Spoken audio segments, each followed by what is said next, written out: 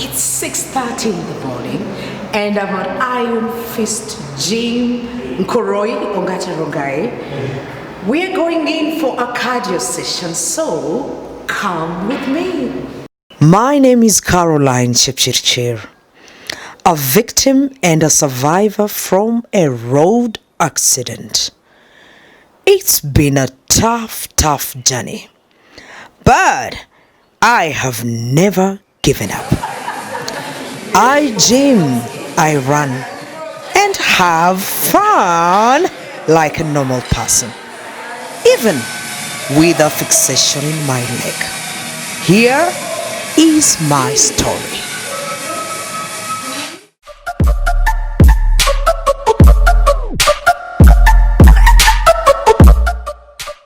Do you know that excitement that you have when you have accomplished one of your goals? This was my first car that I had bought for myself. Yeah. And I had just spoken to my parents and informed them that I wanted to take the car home.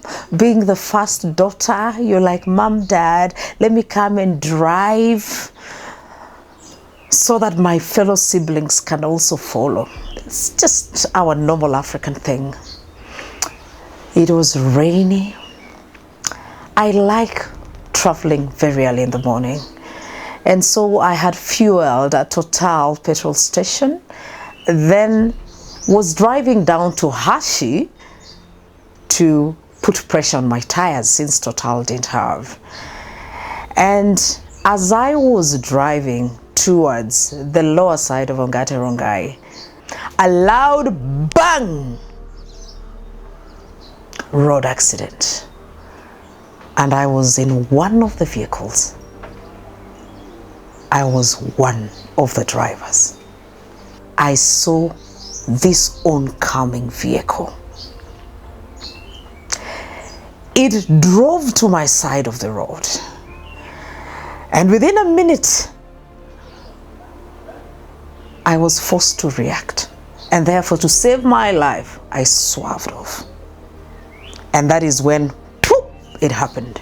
At that point, I was all alone in the car. So you can imagine the fear, the confusion, all that memories just rushing through your mind. What do I do next? You're seeing smoke, probably there's a fire in the engine. You're seeing glasses. So the next thing, I just try to get out of the car. Now, when I stepped on the ground with my left leg, a sharp pain overwhelmed me and I fell. Luckily, the crowd that I had gathered at that point, and there happened to be somebody who knew me. This person came to where I was and told me, Caroline, please give me your car keys and your telephone number. Your husband's name? Let me call him and inform him. And she locked my car. Oh my God, there are angels on earth. And held on to the keys, and guys were asking, Uyu wapi kifungu yake, wapi gari? She just said, this is my sister. And held on to, I never lost a thing. I talked to her after the accident, but God, I wish I could see her now. We then didn't keep in touch, and then of course you change numbers, you change telephones, but that girl was the angel that God made sure was there at that particular moment. I got dashed to Nairobi Women's Ongata Rongai. I was in immense, excruciating pain. You can imagine bone injuries, the only kind of pain that I think makes men cry. It was terrible. So upon admission, I had to be sedated for a while so that I can sleep. I was given a painkiller. Then the next day I was told that I needed to go to the theater. So I had dislocation. At the same time, a fracture, my orthopedic surgeon put it this way, of the acetabulum.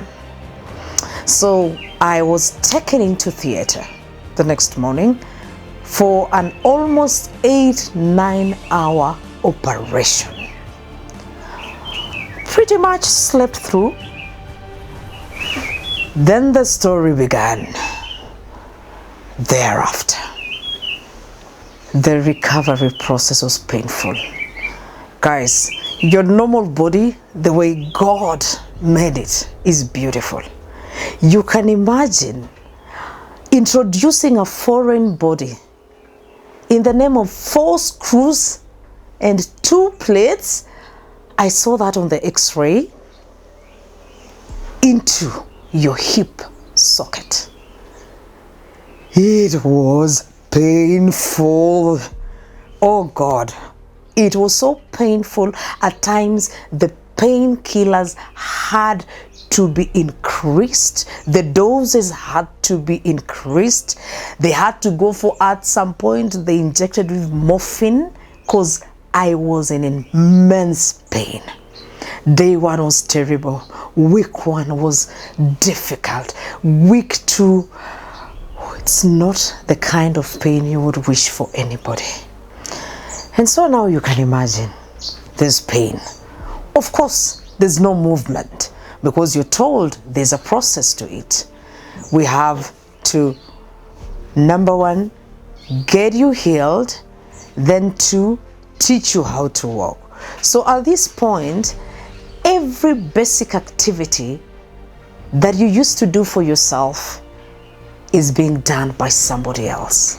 The simple things that we take for granted, like visiting the washroom, being able to clean yourself, being able to move to any part of the room, places, supermarket, engaging with other humans like you cease to exist. You have to depend on another person to clean you, to help you with other very personal activities. It is not easy, especially if you're a strong-willed, choleric personality. You're used to being in control. You like being in control of your own life and affairs. That was not easy. It was heart-wrenching and breaking. You know, on that day, I can only say I'm alive because of God. It had to be God. There had to be a guardian angel somewhere. I don't know. It can only be God. My survival, spiritual. Post-injury, there are a lot of things to deal with. You have been through an accident, so there's the physical adjustment that you have to make. You have been through so much trauma and pain. There's the emotional bit, insecurities that you need to address. And then there's money involved. No treatment is free, at least not in private hospitals. So there's the financial bit that you have to deal with. So post-accident is where your road to recovery will either be shortened or not. For me, that's where all the drama began, and that is where healing came into play. And my mindset and spirituality, believe in that supreme being that I call Jehovah, assisted and guided me. It was not easy. After dealing with all that, there's the period that it took me to fully recover. There was month 1, month 2, and then starting to learn how to walk again like a baby. Do you know the way you hold a toddler and you're like, step moja mami, ingine, kanyaga na mguu mbele, nyuma? That was humiliating, and I had to go through that. It took, let's say, about 3, 4, all the way up to 6 months. At some point, I couldn't take it anymore. Upon discharge, I hated the pity. I hated, and I appreciate all the people who came to visit me. But inwardly, I kept telling myself, Caroline, is this how hopeless and helpless you've become? Are you gonna be able to wake up and start selling insurance once again? How will you manage? Because insurance is based upon commission sales. How will you recover financially? At the workplace, how are you gonna make up for the target, your target that is already behind? So it takes quite a long while, and it took quite a long while, but I'm glad because I am here today because I survived that. My family had to do a few adjustments too.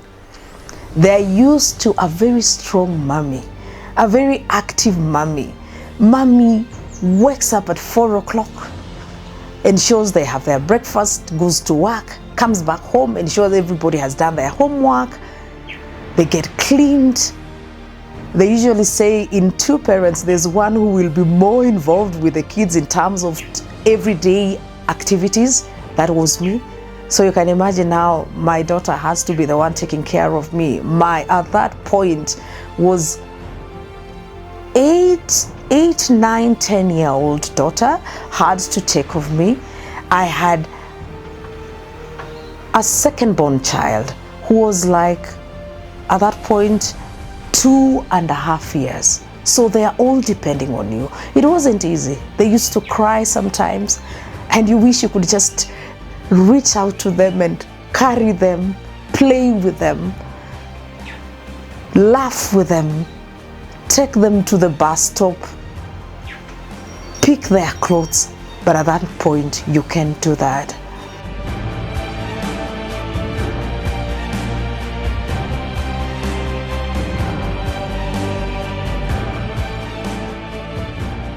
Stay tuned for part 2. I want to say a big thank you to our subscribers. You keep us going. And to our new viewers, don't forget to subscribe. Yay? Thank you.